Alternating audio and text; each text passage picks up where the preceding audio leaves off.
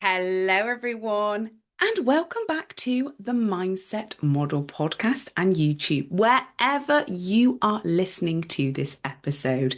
Hello, hello, hello, and I hope you are having an incredible week. So, this week in the UK, it has been a heat wave.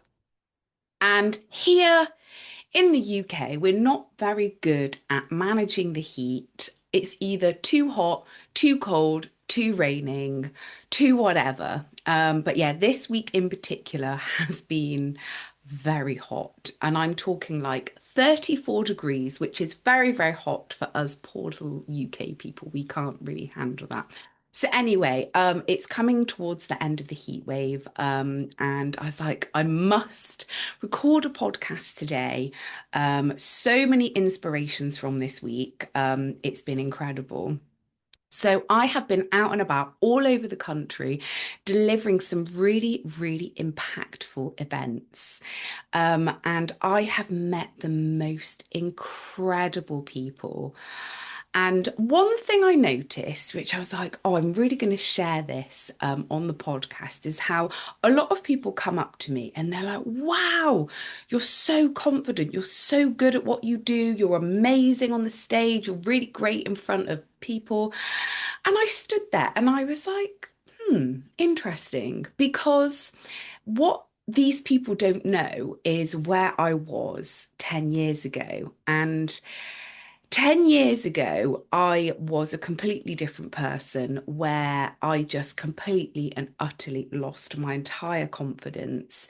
The idea of getting on a stage or even leaving my house and talking to people was like an absolute hell fucking no. And now I could literally stand on stage anywhere right now. Honestly, I could literally go anywhere because I built confidence, and this is what I do with the mindset model. Being a confidence mentor, I had to completely and utterly lose myself and literally go to the basement of the basement for me to learn how to become the most confident, magnetic version of myself. And I'm just going to be sharing a few little hints and tips in this episode as to how I did this and little watch outs for you as well watching. So I hope you enjoy this episode. And so the first thing, which is so life changing, and all of you that are listening and watching, really think about this. And I talk about this in my speeches, in my talks, because it's something I genuinely believe in. And the truth is, you are 1 in 8 billion special. And this is what one of my mentors says as well.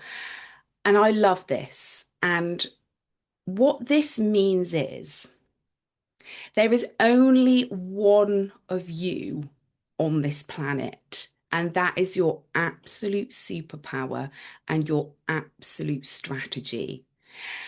And what we tend to do is compare ourselves to others all the time, all the fucking time, especially with social media. Now, I love social media.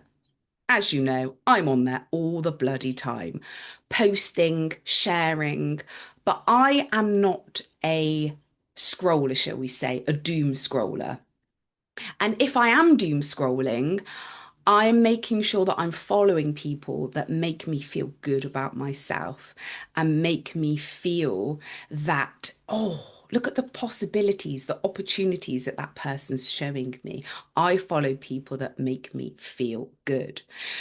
So the way that you are, the unconditional self love is where we want to get to as humans. What this means is you love all areas of yourself, as in the areas which you think are good or society thinks good, but also the stuff that you don't think is very good. Your flaws, for example. Your flaws are actually one of your superpowers.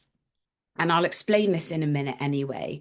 So, if you can, whenever you're getting that voice in your head, so say for example, you are about to deliver a really important presentation, or you're going to a client meeting, or you're, I don't know, doing an interview, whatever the hell it is, and you're getting that little voice in your head that's saying, you're not good enough for this. You shouldn't be doing this. You haven't done XYZ. That other person's better than you. What you need to do in that moment is to remind yourself there is only one of me on this planet, literally one. And all of the gifts that you have been given, your uniqueness, your authenticity is what you need to be bringing out into this world. You do not need to be like other people. You need to be like yourself, your true self. So, going into the flaw side of things, when you can really appreciate and look for the good in your flaws, again, this is such a game changer when building confidence within yourself. So, for example, I'm really fucking technically challenged. And it's really funny. Like, I struggle with really basic things. Now, if I was to beat myself up and say I'm actually a really terrible person because I don't know how to do a spreadsheet, I don't know how to edit videos, I don't know how to do this, I don't know how to do that. If I start criticizing myself for those things, that's really going to lower my self-confidence, my self-image, and it's not helping anyone. And actually, the benefit of me being technically challenged, there's a couple of benefits for this. I show up completely and utterly authentic when I am recording videos. I don't do anything to them. I would, because I don't know how, and I don't want to know how, because when I show up, I want to show up as the true, real me, not edited, not scripted, not any of that shit. This is what you get in my loves, and I hope you like it. Also, the second thing as well, some people get quite intimidated by, say, for example, because I am very good at talking on stage and because I'm very good at, showcasing my confidence, it does make me more relatable. It takes me off that pedestal. It makes me like a normal person that, we can have a laugh and a joke. Like, I am terrible at maths. Oh, I could not tell you what 34 add 12 is. Literally no idea. But again, it makes me very relatable, as in, I am just a human, I'm a normal person.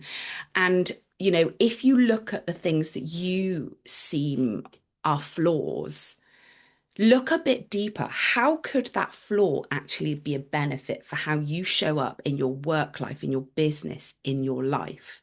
Another one of my flaws, shall we say, is I get told that I have my head in the clouds. I'm a big daydreamer. I'm really unrealistic. But to me, that is not a flaw. Oh no, because I see life and I see things in such a different way. I really see the potential and the possibility and the way that I approach things as well. Like, I'm somebody who will just go for it. I am not a perfectionist, and this drives my husband mad because he is very attention to detail. He is so observant. I would be on fire and I would have no fucking idea I'm on fire. I would be like, woo, it's getting a bit hot in here. Woo! Oh, I'm on fire. Like, these are the vibes.